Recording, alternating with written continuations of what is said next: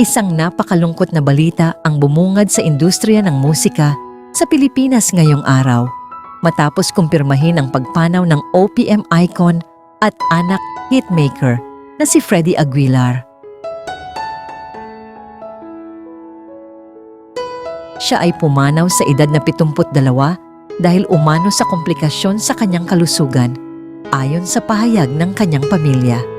Si Freddie Aguilar, o ka-Freddy sa kanyang mga tagahanga, ay isang haligi ng original Filipino music, OPM, at kilala sa kanyang makabayang mga awitin at paninindigan sa mga isyong panlipunan.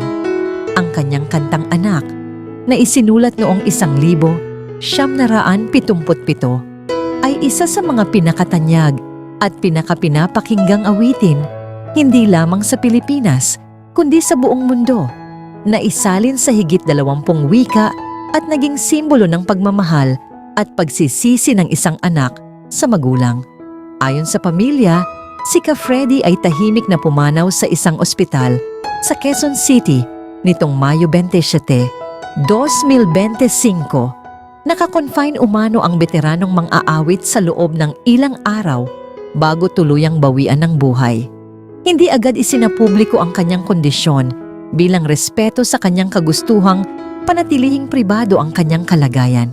Si ka-Freddy ay hindi lang musikero, siya ay makabayan, makata at boses ng masa. Ayon kay Padilla, mula dekada 70 hanggang taong 2000, aktibo si ka-Freddy sa paggawa ng musika, pagtugtog sa mga konsyerto at pagsuporta sa mga makabayang adhikain. Bukod sa Anak, ilan pa sa kanyang mga tanyag na awitin ay Ipaglalaban Ko, Katarungan at Magdalena. Sa mga huling taon niya, naging aktibo rin siya sa social media at mga pampublikong aktibidad bilang tagapagsalita sa mga usaping pangmasa. Kilala rin siya sa kanyang pagiging tapat sa mga paniniwala at paninindigang politikal.